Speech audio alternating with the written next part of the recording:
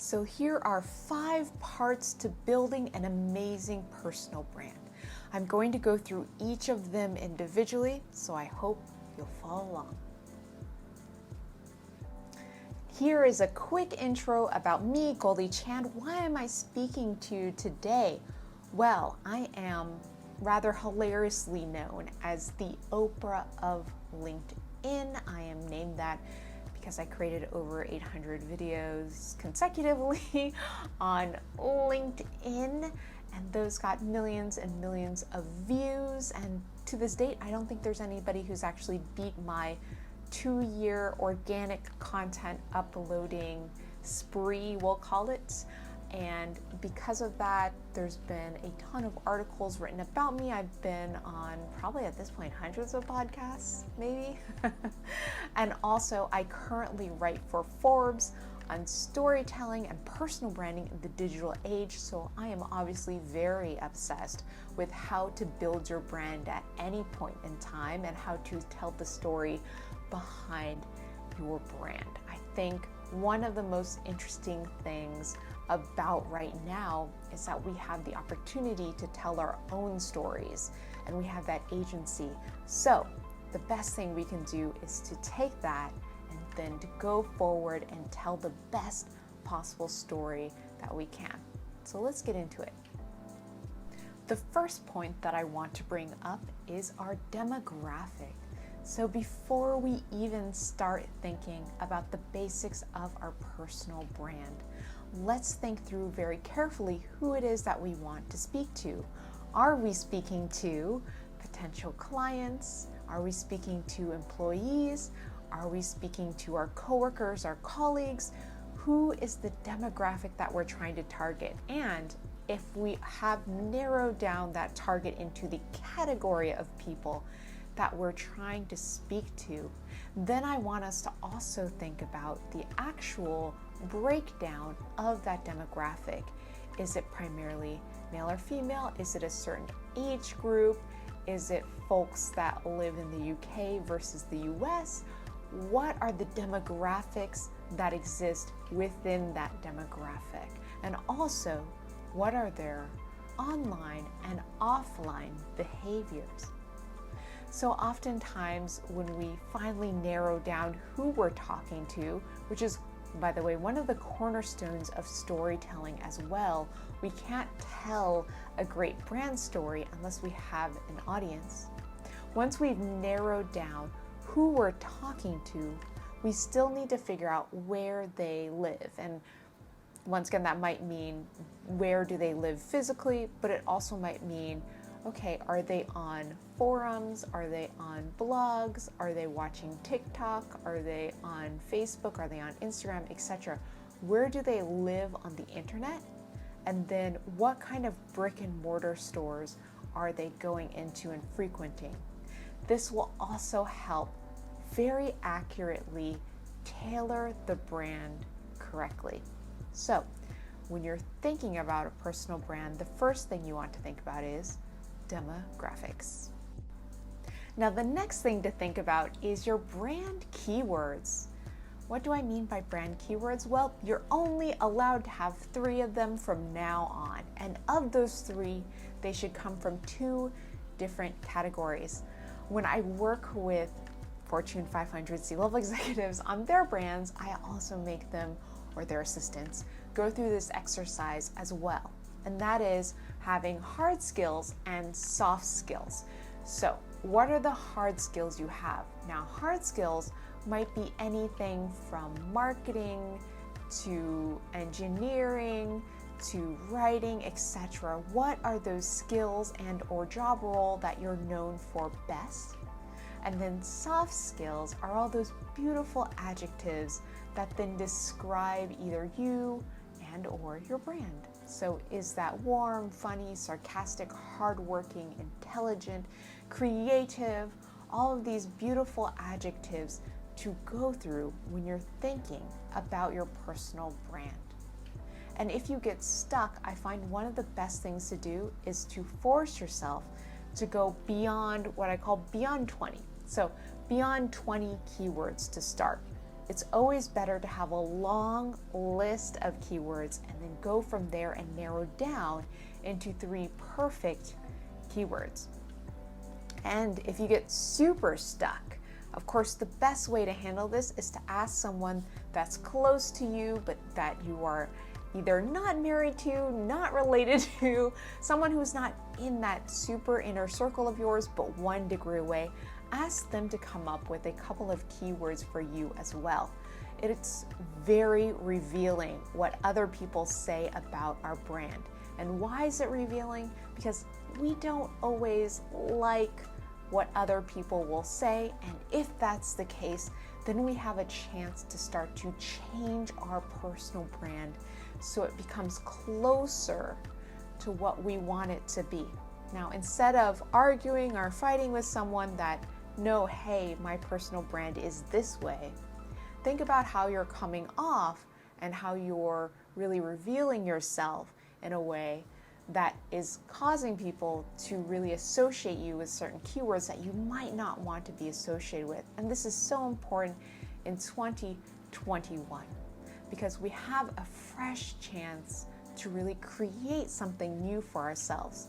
So I love you to start doing this as your first exercise of 2021 is coming up with 3 very fresh brand keywords. Now, the third part to building your personal brand in 2021 is to keep showing up. It's nothing magical to keep showing up time and again and being, another great word, consistent. If you can consistently show up either by creating content or by, say, going on podcasts or hosting events, this is how people will remember you. So keep showing up in spaces that matter. And let's go back to, of course, number 1, our demographics that we want to target. If we can keep showing up in places that the demographic that we want to speak to exists in, that's a great result. So for example, if the majority of your audience lives on LinkedIn, then LinkedIn is a great platform to start thinking about writing long-form articles, creating video content, posting videos, etc. There's so much that you can do on almost all of these platforms now online, so you don't even need to go in person, that makes it so much easier to build your brand. But at the end of the day, if you show up consistently, it's incredibly helpful. I think a lot about my own journey having to show up and creating over 800 videos on LinkedIn that I personally uploaded. I want to say at least 99% of those videos myself in different cities and countries all over the world. And because I consistently showed up for 2 years in a row, people understood and got familiar with my personal brand. So it was that consistency, it was that showing up over and over again that was so helpful for me to grow my own brand. And so I impart this wisdom upon you, which is show up, be consistent, but of course I have to add this as a caveat, don't be annoying. So what we don't want is someone who, say, sends 5 messages in a row into an inbox that aren't none of those messages are responded to. If you have to talk to somebody, it's fine to send 1 message, it's fine to even send a second follow-up message, but please don't spam people. That is not consistent, that is annoying. So we want to be consistent in a really positive and good way in 2021. Now, number 4 is have fun. Too many personal brands, especially right now, we're fresh into 2021, are focused on such serious aspects of both building their brand, building community. Everything feels more mechanical than it should be. Think about a lot of really beautiful, successful brands. A lot of them were having fun. In fact, I recently wrote an article about Ruth Bader Ginsburg and how much fun she had. She obviously wasn't actively trying to grow a brand, but she clearly had such a lasting brand because of the decisions she made, because of the amazing outfits that she wore, because of the way she held herself, but she also had a lot of fun with her brand. She didn't take herself too seriously. Now that's the second point I want to make, which is even as you're growing your brand, even as you hopefully get larger and larger and your audiences get bigger and bigger, it's very helpful to not take yourself too seriously. It's helpful to focus in on what's important and be serious about that, but not so serious about yourself. I know that when I was creating a ton of content, there were a couple of other creators who popped up around the same time as me, and I like to think that there was a period of time where I maybe took myself a little bit too seriously, but also I think that there was a lot of very interesting, fun stuff that happened when we just tried to create content for fun. We collaborated instead of letting egos get in the way. I think whenever you start to take yourself seriously, or too seriously rather, and you let egos dominate a conversation, that is when your brand tends to hit a plateau or tends to be stifled. That being said, of course, it's helpful to have boundaries. So have fun with your brand, but understand that, for example, if you work in the financial sector or the healthcare sector, there might be boundaries or limits to that fun that you can have with your brand. So be very thoughtful also about the industry vertical or sector that you are currently in. It's helpful to know who you're talking to. So back to number one, in order to understand what those boundaries are. But outside of that, be more playful, and you'll notice that other people have fun with your brand too. And number 5 is do what you're good at. So many people, when they're thinking about building their personal brand for the first time, they want to build an aspirational brand that is completely different than who they are in reality. So whatever natural qualities you already have, you naturally possess, you should be building those into your personal brand. Of course, you can want to move, say, wanting to become more aspirational for others or wanting to appear more intelligent, more charming, etc. These are all great things to try to move towards, but you should have part of this yourself. So maybe you're naturally quite quirky. Keep that quirkiness as part of your personal brand.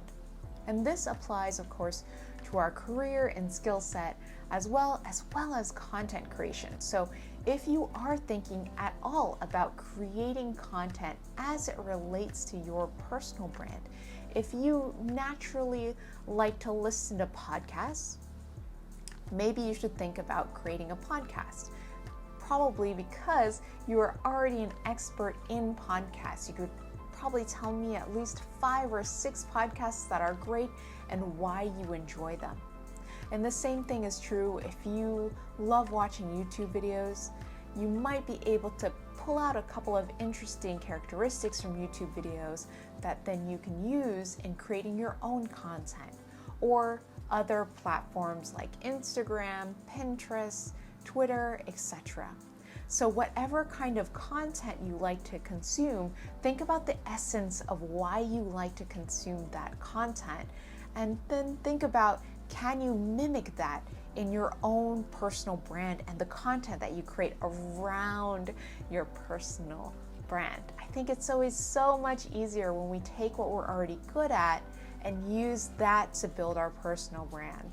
So when I started doing video content, when I started building my own personal brand, I already had green hair, and I had a choice of course, changing my hair to a more neutral color or a different color, or keeping it and building it into my brand. And now on the LinkedIn platform, whenever you see a green heart emoji, half the time that represents me on the platform. And for a while, pretty much every GIF that was linked to LinkedIn had my face in it. So everything that was tied to my personal brand was tied to that certain platform, and it just very naturally occurred.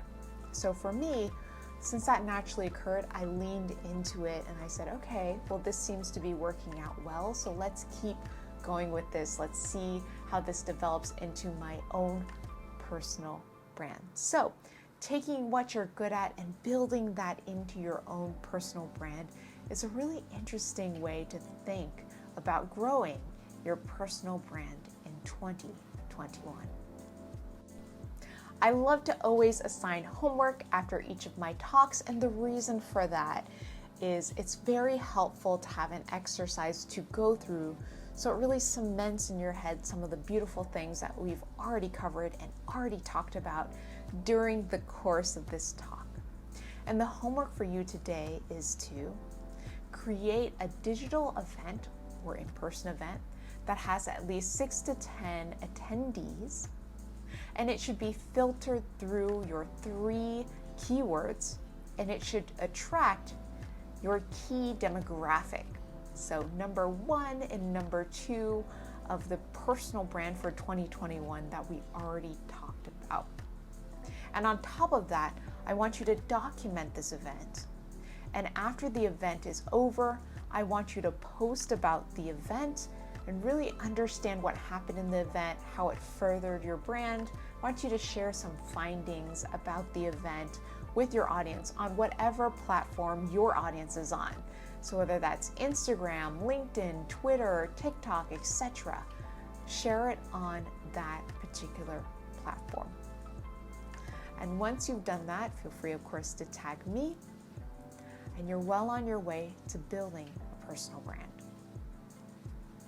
So I hope you enjoyed this talk on personal branding in the digital age. It was so fun to talk with you about really wonderful ways to think about growing your personal brand in 2021. This is a fresh new year, and I hope that this has inspired you to understand that you can grow your brand pretty much in any year, and this is a great year to start thinking about growing your brand. As always, you can find me on Forbes. You can also find me on LinkedIn, linkedin.com/in/Goldie. You can find me on Twitter at Goldie Chan. So these are some of the best places to find me, and of course you can always send me a direct email at goldie@warmrobots.com. So I look forward to hearing about your journey with your personal brand. Thank you for tuning in, and I hope you enjoy the rest of this festival.